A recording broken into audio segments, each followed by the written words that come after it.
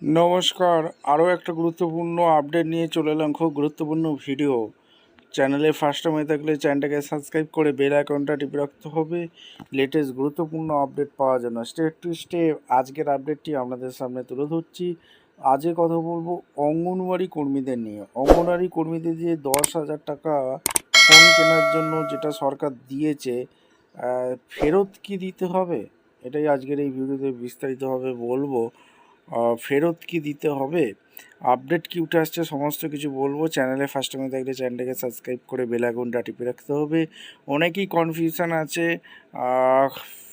এই যে ফোনটা সরকার দিয়েছে ফেরত কি ভবিষ্যতে দিতে হতে পারে নাকি টাকা ফেরত দিতে হবে, কোনটা কি দিতে হবে, আজকের এই ভিডিওতে বিস্তারিতভাবে ব্যাখ্যা করব।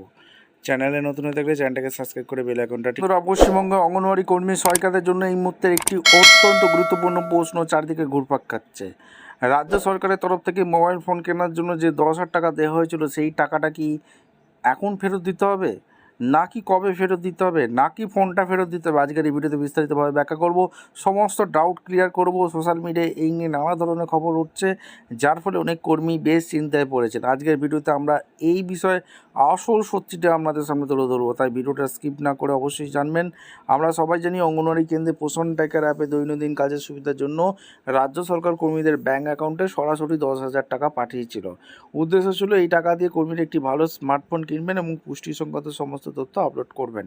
কিন্তু সম্প্রতি কিছু জায়গায় নতুন সরকারি নির্দেশিকা এবং নানা রকম গুজবের কারণে কর্মীদের মনে সংশয় তৈরি হয়েছে। অনেকেই ভাবছেন আমরা তো ফোন কিনে নিয়েছি, তাহলে কি এখন এই টাকা বা ফোন সরকারকে ফেরত দিতে হবে।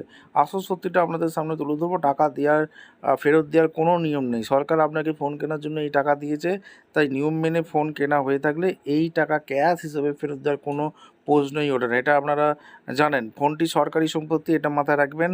মনে রাখবেন, ওই 10,000 টাকা দিয়ে আপনি যে ফোনটি কিনেছেন সেটা কিন্তু আপনার ব্যক্তিগত সম্পত্তি নয়, সেটি অফিসের কাজের জন্য দেওয়া হয়েছে। চাকরি থেকে অবসর যখন নেবেন বা বদলি হবেন, যদি কোনো অঙ্গনওয়াড়ি কর্মী চাকরি থেকে অবসর নেন, পদত্যাগ করেন বা অন্য কোথাও বদলি হয়ে যান, তবে সেই ফোনটি এবং ফোনের বিলটি সংশ্লিষ্ট সিডিপি অফিসে বা সেন্টারে জমা দিয়ে যেতে হবে। অর্থাৎ আপনি যখন অবসর নেবেন, আপনার ফোনটি জমা দিয়ে যেতে হবে সরকারকে। আপনার টাকার 10,000 টাকা দিতে হচ্ছে না, আপনি যে ফোনটা সরকার দিয়েছে সেই ফোনটা কিন্তু অবশ্যই জমা দিতে হবে।